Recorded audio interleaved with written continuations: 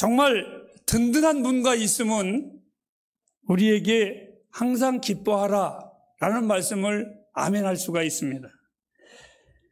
우리에게는 항상 기뻐하라고 명령하시는 분이 계신데 그분이 계시기 때문에 우리에게는 기뻐할 만한 충분한 이유가 됩니다.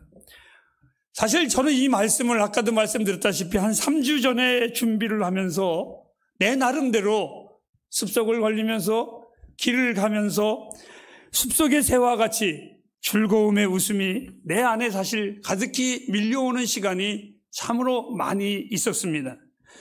새들의 소리를 듣고 또한 푸른 나무를 보고 돌과 시냇물이 흐르는 이 모든 것들이 마치 나에게 하나의 시끄러운 자연의 소리가 아니라 나를 향한 하나님의 사랑의 소리처럼 내 안에 기쁨을 더해주는 행복한 노래소리였었습니다. 그 모든 것을 보면서 오늘 이 성경에 보면 항상 기뻐하라 이 말이 마치 기쁨의 꽃다발처럼 그 모든 자연의 소리들이 내게 다가왔습니다. 사랑하시는 음성이 아니 나를 사랑하는 그분이 내게 이렇게 말씀하셨습니다. 항상 기뻐하라 하시는데 내가 어찌 내 인생이 슬퍼할 수 있겠습니까? 그 하나님이 나에게 기뻐하라고 하는데 내 인생이 슬플 이유가 전혀 없다고 저는 확신하고 있습니다. 주님은 내 인생의 시작도 그리고 나의 인생의 중간도 그리고 내 인생의 끝에도 항상 하시는 말씀은 항상 기뻐하라 이 말씀을 저에게 명령하셨습니다. 아마 우리가 살아가면서 어떤 것은 나중에 해야 되고 어떤 것은 지금 해야 되는 것들이 있지만 이 기뻐하는 것은 오늘 성경에 이렇게 말했습니다. 항상 해야 합니다. 기뻐하는 것 사랑하는 햇불가정 여러분 아끼지 마시기를 바랍니다. 이번 주간에 우리 수진이 집사님하고 저하고 잠깐 문자를 하는데 무슨 말 끝에 제가 이렇게 말했습니다. 수진이 집사님 내 마음이 아픈데 아무튼 잘하자 했더니 목사님 마음 아파하지 마세요. 사랑하고 축복하고 우리가 그렇게 행복하기도 아까운 시간이니까 목사님 더 건강하세요. 그 말에 제 말이 얼마나 위로가 되었는지 모릅니다. 얼마나 행복했는지 모릅니다. 사랑하는 여러분, 나는 우리 햇불 가족들에게도 역시 같은 말을 하고 싶습니다. 여러분, 기뻐하는 것, 우리 스포할 시간이 너무나 아깝습니다. 하나님께서 우리에게 명령하셨습니다. 기뻐하라고 아끼지 마시기 바랍니다. 열심히 기뻐하시기를 바랍니다. 여러분이 할 수 있는 한 최대한 기뻐하는 삶을 사시기를 바랍니다. 바울은 오늘 본문 14절 말씀에 이렇게 기록을 해놓았습니다. 또 형제들아 너희를 권면하니 휴무 없는 자들을 경계하며 마음이 약한 자들을 안내하고 힘이 없는 자들을 붙들어지며 모든 사람에 대하여 오래 참으라. 바울은 오늘 항상 기뻐하라 이 말씀을 하기 전에 이렇게 말했습니다. 교회의 목회자들과 성도들에게 서로 행해야 할 의무를 기록해 놓았습니다. 어떤 것입니까? 아픈 자에게 가서는 아픈 자에게 위로를 해주고 또한 낭망하는 자에게 있어서는 그들에 찾아가서 격려도 해주고 슬퍼하는 자가 있거든 눈물도 씻겨주고 이렇게 말을 했습니다. 그런데 오늘 우리의 모든 성도들이 다 아플 수는 없고 우리의 모든 성도들이 다 고난을 당할 수는 없습니다. 그때가 되면 그것은 때가 되면입니다. 하지만 항상 기뻐하는 것은 언제나입니다. 항상입니다. 아플 때에나 슬플 때에나 고난을 받을 때에나 오늘 기뻐하는 것 항상 주님은 우리에게 명령을 해 주셨습니다. 오늘의 모든 일들이 시작될 때에 짜증과 날카로움으로 시작하지 마시기를 바랍니다. 기쁨으로 일하시고 기쁨으로 대하시기를 바랍니다. 구약성경 레위기 2장 13절 말씀에는 너희가 드리는 모든 예물에 소금을 절대로 빼지 말라고 말을 했습니다. 이 말은 여러분의 모든 일상에 기쁨을 꼭 첨가하시기를 바랍니다. 무엇을 할 때든지 기쁨으로 하시기를 바랍니다. 무엇을 할 때마든지 그 웃음이 그 자리에 있기를 바랍니다. 내 집에 오는 이들이 기쁨이 있기를 저는 원합니다. 주님을 섬기는 것 기쁨으로 섬기십시오. 예배하는 것 기쁨으로 예배하십시오. 그 모든 주의 사역들이 무엇을 행하든 여러분 기쁨으로 행하시기를 주님의 이름으로 축복합니다. 그런데 여러분 지금까지 제가 서론으로 얘기한 것은 어찌 보면 잔소리뿐입니다. 이제 여러분에게 제가 전해주고 싶은 말씀은 기쁨의 진정한 질에 대하여 이 기쁨이 얼마나 좋은 건지를 여러분에게 소개해 드리겠습니다. 따라하실까요? 항상 기뻐하라. 여러분, 제가 항상 하면 여러분들이 그냥 기뻐하라 이렇게 나오면 좀 덜 복잡할 것 같아요. 항상. 네. 이것은 여러분 육신적인 기쁨을 이야기하는 것은 아닙니다. 만약 그 육신적인 것을 위한 기쁨이라면 그 육신을 유지하기는 참 어렵습니다. 그것은 이런 거지요. 추수할 때는 기쁘지만 추수가 없는 겨울은 어떻게 하려는 겁니까? 건강할 때는 기쁜데 만일 여러분들 아프다면 어떻게 할 겁니까? 부유할 때는 좋은데 만일 그렇지 아니할 때는 어찌 하겠습니까? 세상의 기쁨은 꿀과 같습니다. 그 꿀이 아무리 좋고 달아도 그것을 계속 먹는다면 어떻게 하겠습니까? 그런데 여러분, 하늘의 기쁨은 절대로 그렇지 않습니다. 이 하늘의 기쁨은 환상적인 기쁨도 아닙니다. 그리고 잠시 흥분하고 날뛰는 그리스도인의 그 순간적인 기쁨도 아닙니다. 아니, 어떤 이는 그리스도인이기 때문에 기쁘지도 않으면서 기쁜 척하는 그것도 아닙니다. 아니, 성경에 우리가 하나님의 말씀을 전합니다. 아니, 마치 저에게 하는 말씀인 것 같습니다. 어느 목사님이 항상 기뻐하라고 설교하는데 그의 얼굴은 정말 짜증나고 성질나고 온통 화투성이의 설교를 한다면 그것이 어떻게 어울리는 말씀이겠습니까? 저 역시 그러지 않으려고 지금 무척 웃으면서 설교하고 있습니다. 안 보이십니까, 여러분?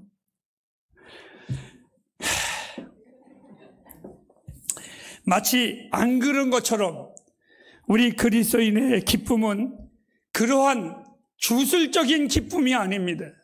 그리고 흥얼거리는 기쁨이 아닙니다.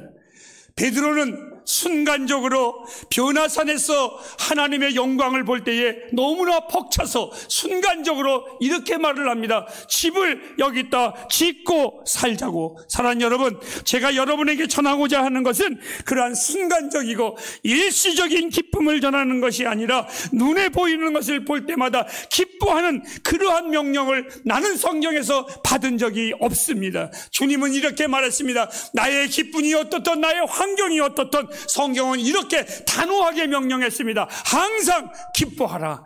이것이 주의 명령입니다. 오늘 본문의 기쁨은 그리스도인들에게 어떤 환경에서도 변함없이 기뻐할 수 있는 일반적인 삶의 구원의 기쁨, 구원받은 새 성품의 놀라운 능력이라고 가르쳐주고 있습니다. 항상 기뻐하라. 무엇으로 인하여 우리가 기뻐할 수 있고 우리의 기쁨의 대상은 과연 무엇인가? 그것은 하나님이 항상 우리를 도우시는 하나님이시며 그리고 하나님을 향하여 기뻐할 수 있는 여호와의 기쁨이 바로 그리스도인들의 기쁨입니다. 여러분, 여러분들은 어떤 하나님을 모시고 계십니까? 많은 사람들은 어떤 하나님은 나의 목자십니다. 어떤 하나님은 나의 방패이십니다. 어떤 하나님은 나의 요새이십니다. 아마 여러 가지 하나님의 이름을 할 겁니다. 아픈 자에게 있어서는 여호와는 나의 라파, 치료자라 이렇게 말도 할 것입니다. 아니, 어떤 이는 무엇인가를 필요로 할 때는 여호와는 나의 이레이십니다.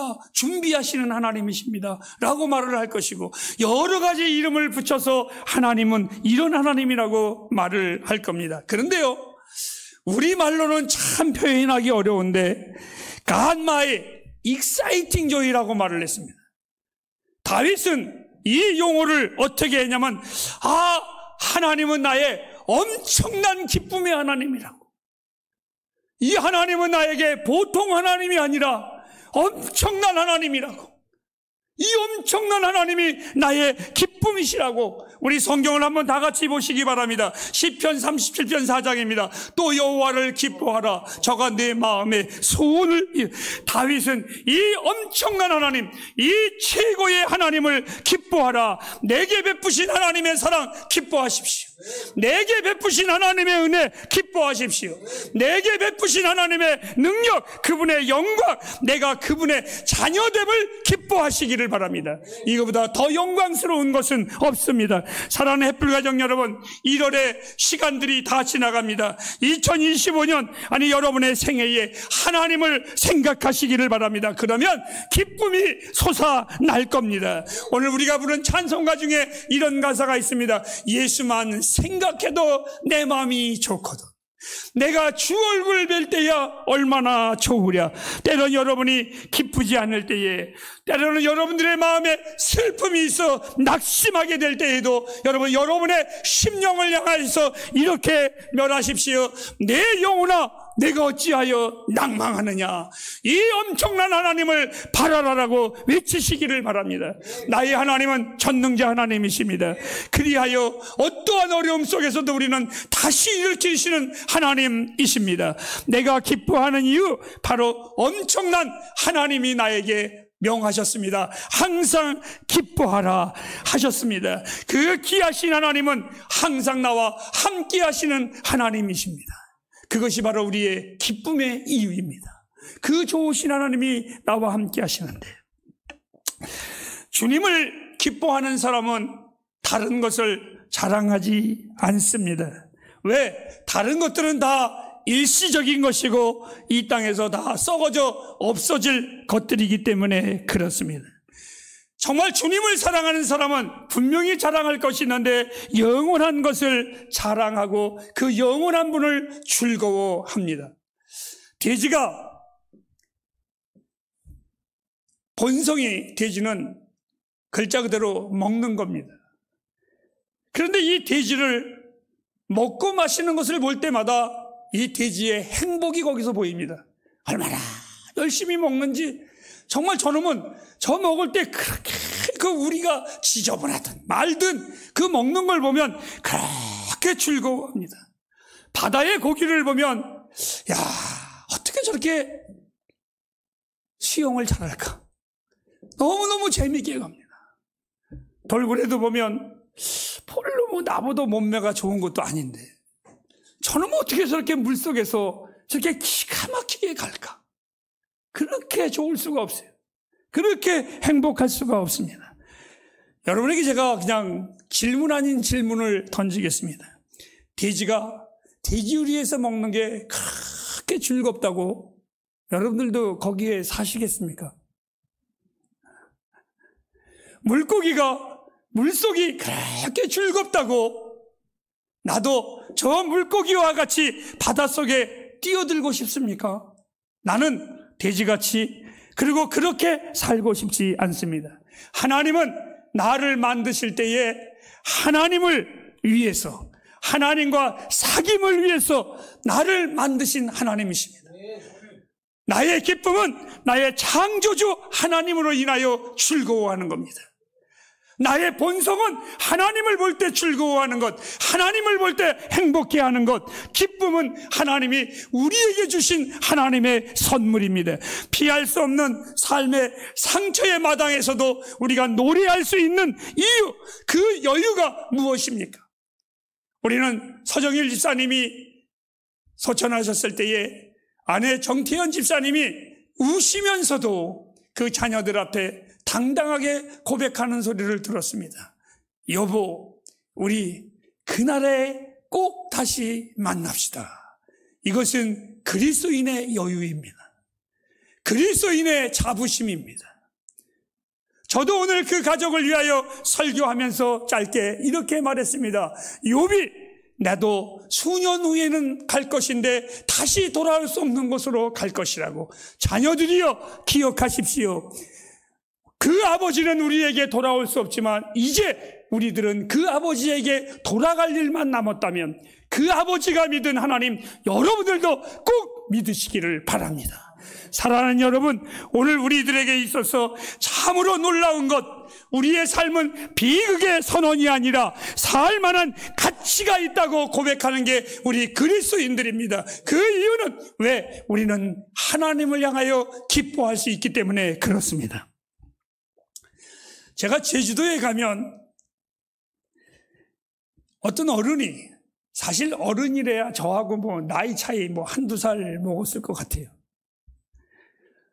요즘은 대한민국 나이가 만의 나이냐, 윤석열 나이냐, 원래 나이냐. 아주 정신 사나워서 제가 그냥 제 나이를 반올림해서 누가 물어보도 그냥 70이라고 말합니다. 그러면 아직 70 안 됐으니까 수년 동안은 그냥 갈 거 아니에요? 예, 그래서 그냥 70이라고 했습니다. 그렇게 보이십니까? 넘어가겠습니다. 대변 안 하겠습니다. 근데 이 어른이 저를 보면, 제가 물어봤더니 우리 미소는 그 이야기를 잘 모르겠다랍니다. 우리 미소도 모르는데 우리 예빈이, 서연이는 알까? 반공일이라는 거 아세요? 반공일. 예? 예, 예. 요거 아시는 분은 그냥 그런 분이고, 모르는 사람은, 예, 그런 신세대입니다. 저희 어렸을 때는 토요일을 보고 반공일 또는 반공요일, 영어로 말하면 하프 홀리데이라고 합니다. 그때 너무 좋았습니다. 지금은 토요일도 쉬지만 그때만 해도 주일 쉬는 것도 드문 날이었었는데 반공요일을 하는 날이면 사람들이 다 기뻤습니다. 그러니까 이 어른이 옛날 말을 쓰는 겁니다. 나만 보면 박 선생님, 나는 박 선생님을 만나면 반공요일 같아. 반공요일 같아. 이 말은 무슨 말이냐면 나만 보면 왠지 즐겁답니다. 왠지 좋답니다. 그러면서 하시는 말씀이 시간만 되면 꼭 제주도에 오면 나에게 한번 좀 만나줄 수 있는 기회를 주었으면 좋겠습니다. 여러분, 그 어른이 나에게 질문을 합니다. 박 선생님은 타고날 때부터 얼굴이 좋았소. 그러길래 제가 웃으면서 형님, 저는 I am Christian. 나는 그리스도인입니다. 주의 은혜가, 주의 기쁨이 내 안에 있것이 당신 눈에 보인 것입니다. 주의 사랑이, 주의 기쁨이 내 안에 있기 때문에 나는 이렇게 표현합니다. 진정한 크리스찬은 나의 주변에 격려가 되고 전달이 된다는 것을 잊지 마시기를 바랍니다. 성도는 목사를 통해서 은혜를 받는다고 하지요. 목사 역시 성도를 보고 은혜를 받는 것은 분명한 사실입니다. 제가 설교하기 전에 항상 신선함을 가져다 주는 우리 햇불교인들의 그 밝은 얼굴을 대하노라면 제가 설교할 때에 얼마나 여유가 있고 얼마나 기쁘고 얼마나 행복한지 모르겠습니다. 항상 주님을 기뻐하는 자들은 그 기쁨의 향취로 주변을 가득 채울 수밖에 없습니다. 그래서 그들은 그 영향력을 받아서 다른 이웃들을 행복하게 해주는 그것이 바로 그리스도인들입니다. 사랑하는 햇불가정 여러분, 기쁨은 그리스도인들의 향취입니다.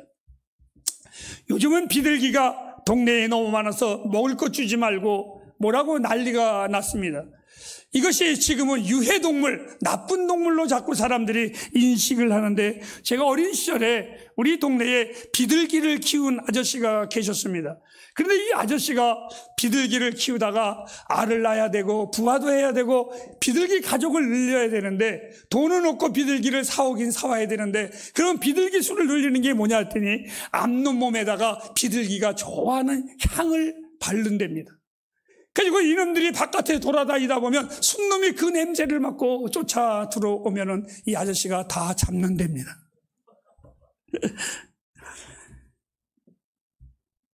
사랑하는 여러분, 우리의 영혼 위에 평강과 기쁨과 안식의 거룩한 주의 향기를 바라시기를 바랍니다.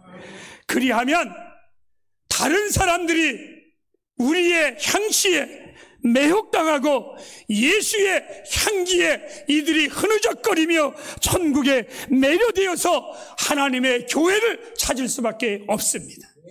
왜 여러분 우리가 세상을 향해서 그 아름다운 향기를 바라지 못합니까? 주의 향기는 이 땅의 그 어떠한 것보다도 존귀한 것입니다. 첫 성탄절 우리 주님이 이 땅에 왜 오셨습니까? 누가복음 2장 14절 말씀해 보면 기쁨과 평강을 주기 위해서 주님이 이 땅에 오셨습니다. 사랑하는 우리 햇불 가정 여러분, 여러분의 영혼이 주를 바라봄으로 말미암아 기쁨이 넘치기를 주님의 이름으로 축복합니다. 기도하겠습니다.